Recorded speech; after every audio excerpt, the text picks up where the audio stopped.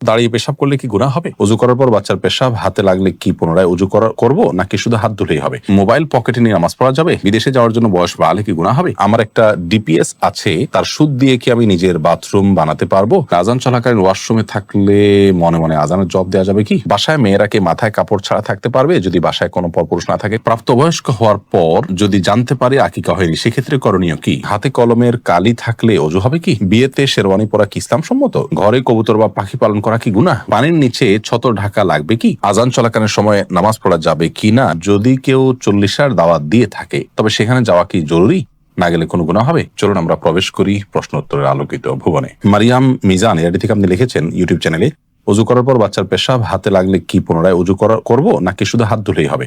না, পুনরায় ওযু করার দরকার নেই। বাচ্চা পেশাব যদি হাতে লেগেছে আপনার ওযু অবস্থায়, তাহলে যে অংশে হাতে লেগেছে ওই অংশটা পানি দিয়ে ধুয়ে ফেললে চলবে। তামিম খান আপনি লিখেছেন মোবাইল পকেটে নিয়ে নামাজ পড়া যাবে?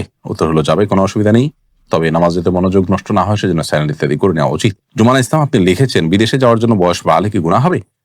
বিদেশে যাওয়ার জন্য যদি বয়স বাড়িয়ে লিখতে হয় যে এত বছর না হলে সেটি করা যাবে না, তাহলে সেক্ষেত্রে আপনি ওই বয়স বাড়িয়ে লিখেছেন, অবশ্যই সেটি গুনাহের কারণ হবে, কারণ মিথ্যা বলা সর্বাবস্থায় ইসলাম হারাম করেছে। এমডি আবির আপনি লিখেছেন আমার একটা ডিপিএস আছে, তার সুদ দিয়ে কি আমি নিজের বাথরুম বানাতে পারবো?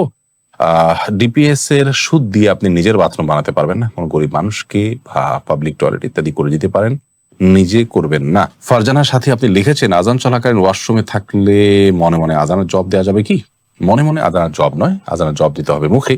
আপনি বাথরুমে থাকলে সেখানে তো আল্লাহর নাম উচ্চারণ করবেন না, এজন্য আযানের পরপর যদি বের হন তাহলে বাইরে এসে আপনি আযানের জবাব দিতে পারেন, অথবা আপনি দিবেন না। মনে মনে দিলে আপনি সেটা দিতে পারেন, আল্লাহর কাছে সওয়াব আশা করতে পারেন যে আমি চেষ্টা করেছি, আল্লাহ তাআলা সেজন্য সওয়াব দিতেও পারেন, কিন্তু আযান মূলত জবাব দিতে হবে মুখে, বাথরুমে সেটা করা যাবে না। অতএব করতে পারছেন না সেজন্য মনে মনে আপনি দিতেই পারেন আপনার মনের সান্ত্বনার জন্য, এবং আল্লাহর কাছে সওয়াবের আশাও আপনি করতে পারেন। তাহমিনা খাতুন লিখেছেন শীতের দিনে অনেকে মুজাফফরে সালাত আদায় করেন, এটাতে সালাত হবে কিনা? শীতের দিনে যদি মুজাফফরে সালাত আদায় করেন কোনো অসুবিধা নেই, হয়ে যাবে। মুক্তি ইসলাম আপনি লিখেছেন বিসমিল্লাহ বলে ওযু শুরু করলে ওযু হবে কি? কোনো সূরা পাঠ না করে বিসমিল্লাহ বলে যদি আপনি ওযু শুরু করেন তাহলে ওযু হয়ে যাবে। ওযু শুরু করার জন্য কোনো সূরা পাঠ করার দরকার নেই, শুধু বিসমিল্লাহ পাঠ করেই ওযু করার নির্দেশনা হাদিসে এসেছে। আফরিন চৌধুরী মিম আপনি লিখেছেন হাতে কলমের কালি থাকলে ওযু হবে কি? হবে, কারণ কলমের কালির কারণে হাতের আমাদের ত্বকের উপরে আলাদা কোনো স্তর পড়ে না। জালাল আহমেদ লিখেছেন বিয়েতে শেরওয়ানি পরা কি ইসলাম সম্মত? বিয়েতে শেরওয়ানি পরা এটি অবশ্যই ইসলাম অনুমোদিত এই অর্থে যে আমরা একটু আগে বলছিলাম যে পোশাক আশাকের ক্ষেত্রে পৃথিবীর যে অঞ্চলে মানুষ যেরকম পোশাক আশাক করে, বিশেষ করে বিয়ে শাদীতে যে কালচার মানুষের সমাজে প্রচলিত আছে সেই কালচার ধারণ করতে কোনো অসুবিধা নেই, যদি কোনো হাদিসে কোনো মৌলিক নির্দেশনার খেলাফ না হয়। অতএব পোশাক আশাকের ক্ষেত্রে আমরা এরকম পোশাক পরতে পারবো না এরকম কোনো নিষেধাজ্ঞা নেই, শেরওয়ানি পরা যাবে না এমন কোনো কথা নেই, বিধায় শেরওয়ানি পরাতে কোনো সমস্যা নেই, বরং বিয়ের দিন বিশেষ পোশাক পরাটাই হলো কাম্য। এফএন নীলা আপনি লিখেছেন প্রাপ্তবয়স্ক হওয়ার পর যদি জানতে পারি আকিকা হয়নি, সেক্ষেত্রে করণীয় কি? বয়স্ক হওয়ার পরও আকিকা দেয়া যায়, এটি বেশিরভাগ ইমামদের মত। অতএব আকিকার যদিও সুন্নাহসম্মত সময় হলো 7ম, 14তম বা 21তম দিন, সেদিনগুলো পার হয়ে গেলেও আমরা আকিকা দিলে আকিকা হয়ে যাবে। এসকে এমডি ফরিদ আপনি লিখেছেন পানির নিচে ছতর ঢাকা লাগবে কি? পানির নিচে ছতর ঢাকা আবশ্যক নয় যদি সেটা উপর থেকে কেউ না দেখে। এরপরে এমডি লোকমান হোসেন আপনি লিখেছেন লাইগেশন করা জায়েজ আছে কি? লাইগেশন হলো স্থায়ী জন্ম নিয়ন্ত্রণ করার পদ্ধতি, যদি আমি ভুল না বলে থাকি, এটা জায়েজ নয়। স্থায়ীভাবে জন্ম নিয়ন্ত্রণ করা ইসলামের দৃষ্টিকোণ থেকে জায়েজ নয়। সাময়িক যে জন্ম নিয়ন্ত্রণ করার পদ্ধতি আছে সেটি বিভিন্ন উপায় হতে পারে, আপনার কপাটি পরে হতে পারে, বা আরো বিভিন্ন আপনার টেকনিক বা সিস্টেম আছে, সেগুলোর মাধ্যমে অস্থায়ীভাবে জন্ম নিয়ন্ত্রণ করা যেতে পারে। হাসনা রতন আপনি লিখেছেন যদি কেউ 40 দাওয়াত দিয়ে থাকে তবে সেখানে যাওয়া কি জরুরি? না গেলে কোনো গুনাহ হবে? যাওয়া তো জরুরি মোটেই না, কারণ 40 যে আনুষ্ঠানিকতা এটি ইসলাম সম্মত আনুষ্ঠানিকতা নয়, এটা হিন্দুদের বিভিন্ন কালচার থেকে আমাদের সমাজে এসেছে, বিধায় আমরা সেগুলোতে যাব না। সেগুলো অ্যাভয়েড করা উচিত, কারণ সুন্নাহ বিরোধী কোনো কাজে মুসলমান যথাসম্ভব যাওয়া উচিত নয়। বেদনা নীল আকাশ আপনি আইডি থেকে লিখেছেন সাধারণ কিছু কারণে আমার স্বামী আমাকে বাবার বাড়ি যেতে দেয় না, এ ব্যাপারে ইসলাম কি বলে? আপনার স্বামী আপনাকে আপনার বাবার বাড়ি যেতে নিষেধ করলে সেটি তিনি অন্যায় করছেন, অবিচার করছেন, কারণ আত্মীয়তার সম্পর্ক ছিন্ন করা শরীয়তে অত্যন্ত জঘন্য অপরাধ। সে অপরাধ করতে আপনাকে বাধ্য করে তিনি অপরাধ কাজ করছেন, তিনি অন্যায় কাজ করছেন। আমরা আপনার স্বামীর প্রতি আকুল আবেদন রাখবো তিনি যেন তার এই ভুল অবস্থান থেকে ফিরে আসেন, আল্লাহ তাআলা তাকে সেই তৌফিক দান করুন।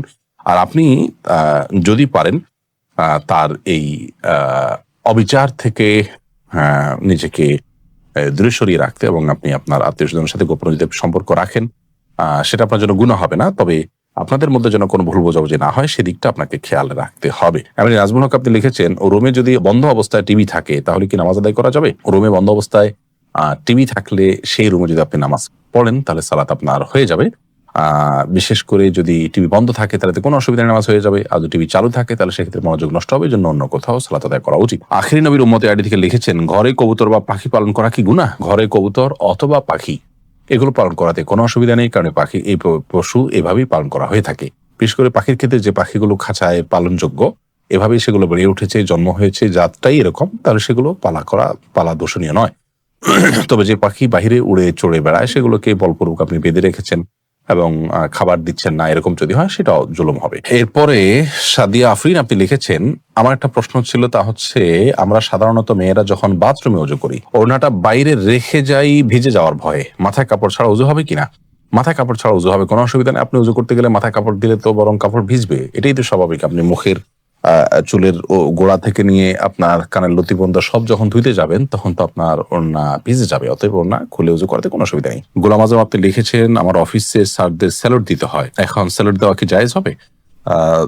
স্যালুট দেওয়ার ক্ষেত্রে আপনি যেহেতু শরীরের কোনো বিধান লঙ্ঘন করতে হচ্ছে না, আপনি মাথাটা আপনার সোজা টান টান রেখে আপনি স্যালুট দিচ্ছেন বিধায় হারাম হবে না, চাকরির খাতিরে এটা আপনি করতে পারেন। পিপিআইডি থেকে আপনি লিখেছেন, নামাজের সময় আম্মু কোনো কাজের আদেশ দিলে কি করব? যদি নফল নামাজ হয় আর আম্মুর এই কাজটা খুব বেশি গুরুত্বপূর্ণ হয়, ডাক শুনে বুঝতেছেন যে খুব জরুরি, আম্মু খুব সিরিয়াসলি ডাকছে, তাহলে আপনি নফল নামাজ ভেঙে আম্মুর কথা শুনবেন, পরবর্তীতে সে নামাজ পড়ে দিবেন। আর যদি ফরজ নামাজ হয় তাহলে আপনি নামাজ শেষ করে যতটুকু তাড়াতাড়ি করা সম্ভব করে তারপর আপনি আম্মুটাকে সাড়া দিবেন। জায়নামাজে আপনি লিখেছেন, জায়নামাজের দোয়া কি পড়া লাগে আর মেয়েরা কিভাবে সেজদা দিবে?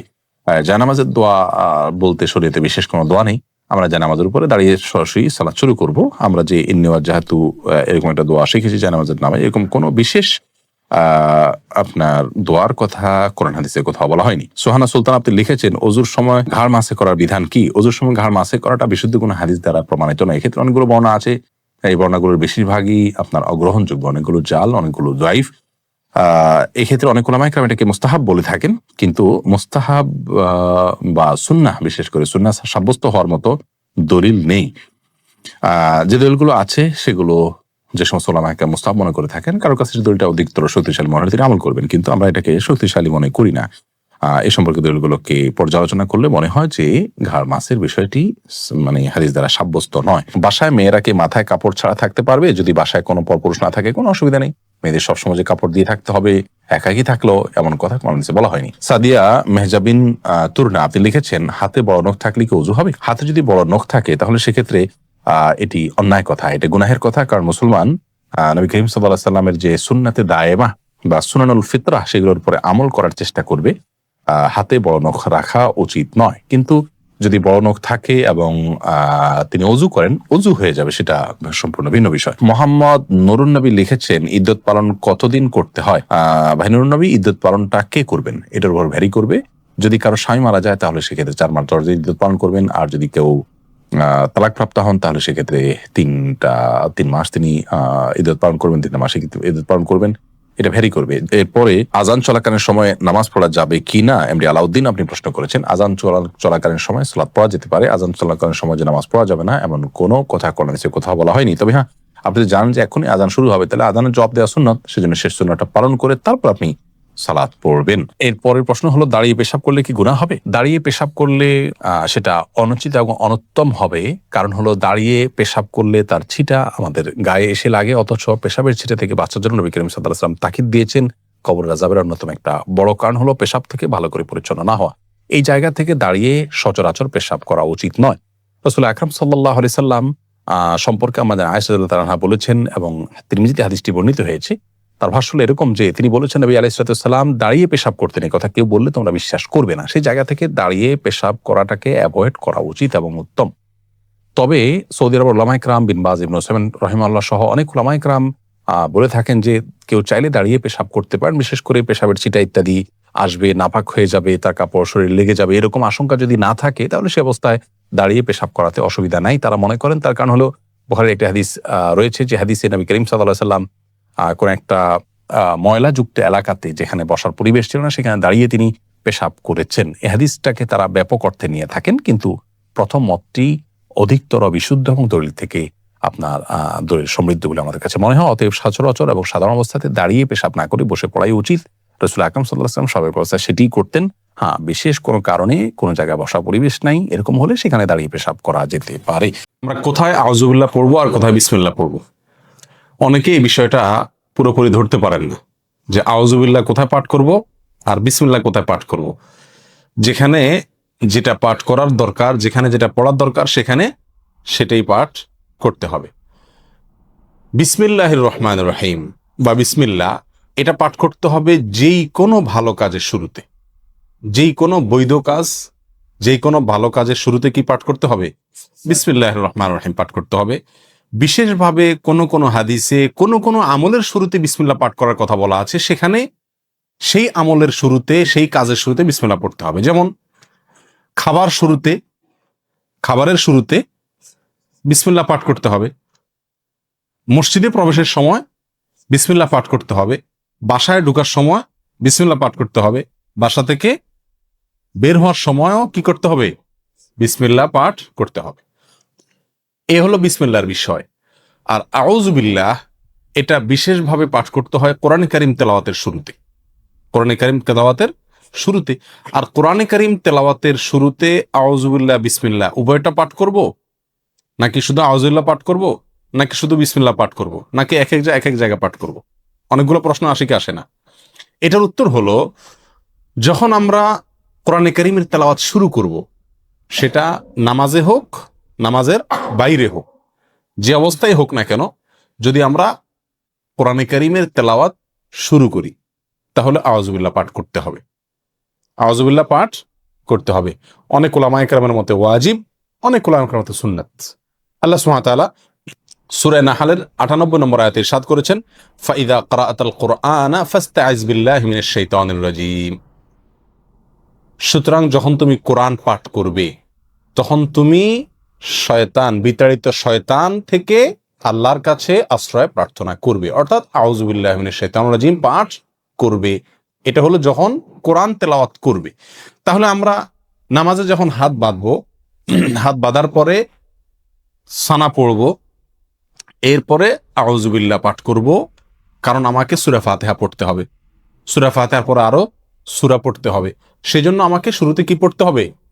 আউযুবিল্লাহি মিনাশ শাইতানির রাজীম পাঠ করতে হবে। এটা সুন্নাত। এটা হলো যে কোনো কোরআন তেলাওয়াতের শুরুতে।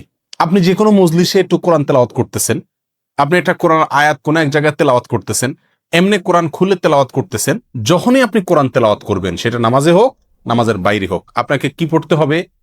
আউযুবিল্লাহি মিনাশ শাইতানির রাজীম এটা পড়তে হবে। আমাদের দেশে বেশিরভাগ মানুষ আমরা কোরআন তেলাওয়াতের শুরুতে বিসমিল্লাহটা খুব গুরুত্ব দিয়ে পড়ি। মাশাআল্লাহ, বিসমিল্লাহ পড়ে কি করি? তেলাওয়াত শুরু করি। আউযুবিল্লাহ বেশিরভাগ মানুষ তেলাওয়াতের শুরুতে আমরা পাঠ করি না, অথচ তেলাওয়াতের শুরুতে বিসমিল্লাহর চাইতে আউযুবিল্লাহর গুরুত্ব বেশি। আউযুবিল্লাহ পাঠ করতে হবে। তেলাওয়াতের শুরুতে কি পাঠ করতে হবে? আউযুবিল্লাহি মিনাশ শাইতানির রাজীম পাঠ করতে হবে। সেটা আপনি সূরার শুরুতে পড়ুন, সূরার মাঝখান থেকে পড়ুন, এক আয়াত পড়ুন, আধা আয়াত পড়ুন, কোরআনের যে অংশই পড়ুন না কেন, যখন শুরু করবেন কি দিয়ে শুরু করতে হবে? আউযুবিল্লাহি মিনাশ শাইতানির রাজীম, এটা দিয়ে কোরআন তেলাওয়াত শুরু হবে। বিসমিল্লাহির রহমানির রহিম এটাও কোরআন তেলাওয়াতের সময় পড়তে হবে, কিন্তু কখন সেটা? বিসমিল্লাহির রহমানির রহিম কোরআন তেলাওয়াতের সময় পাঠ করবেন সূরার শুরুতে।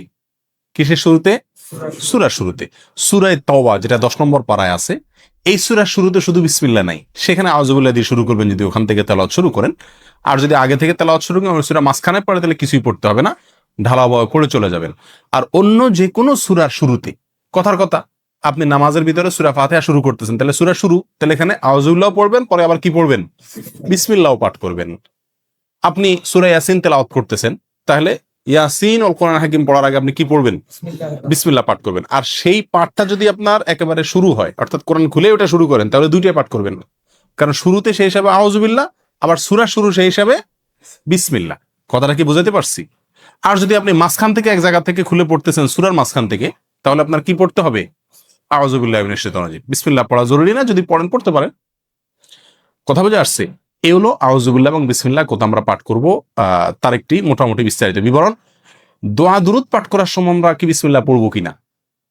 অনেক দোয়া আমরা পড়তে হয় নাকি, সকাল সন্ধ্যার দোয়া জিকির গুলো আছে, তারপরে খাবারের সময় জিকির আছে, দোয়া আছে, বিভিন্ন সময় কি আছে, অনেক দোয়া আছে। নবী করিম সাল্লাল্লাহু আলাইহি সাল্লাম জায়গায় জায়গায় অনেক দোয়া শিখাইছেন। তো এই সমস্ত দোয়াগুলোতে বিশেষ করে সকাল সন্ধ্যার দোয়াতে বা আল্লাহর কাছে এমনি দোয়া করছি যখন, তখন কি আমরা বিসমিল্লাহ আউযুবিল্লাহ পড়তে হবে কিনা? উত্তর হলো না। এই সমস্ত জায়গায় আউযুবিল্লাহ বা বিসমিল্লাহ পড়ার প্রয়োজন নাই। কেন? কারণ হলো আপনি যে দোয়া পড়তেছেন ওই দোয়াটাই কি আল্লাহর নাম। ওই দোয়া পড়া মানেই হলো আল্লাহর নামে জিকির করা, অতএব সেখানে আবার আল্লাহর নাম নিয়ে আলাদা জিকির করার প্রয়োজন নাই। আর তাছাড়া সে সমস্ত জায়গায় এই বিসমিল্লাহ পাঠ করার কোনো নির্দেশ কোরআন এবং সুন্নাহয় বর্ণিত হয় নাই। কথা বুঝে আসছে? কিন্তু এছাড়া যে কোনো বৈধ কাজ এবং ভালো কাজের শুরুতে কি পাঠ করতে হবে? বিসমিল্লাহ বলে শুরু করতে হবে। হাদিসে আসছে নবী সাল্লাল্লাহু আলাইহি ওয়াসাল্লাম ইরশাদ করেছেন, কুল্লু আমরিন যী বালিন লাম ইউবদা বিবিসমিল্লাহি ফাহুয়া আবতার ওয়া ফি রিওয়ায়াতিন ফাহুয়া আকতা। যে কোনো কাজ যদি তার শুরুতে আল্লাহর নাম নেওয়া না হয়, বিসমিল্লাহ বলা না হয়, তাহলে কাজটা অপূর্ণাঙ্গ থেকে যায়, ওটাতে বরকত থাকে না, কল্যাণ থাকে না। এই জন্য যে কোনো কাজের শুরুতে কি পাঠ করতে হবে? বিসমিল্লাহ পাঠ করতে হবে, যদি সেটা বৈধ কাজ হয় অথবা যে কোনো ভালো কাজ হয়।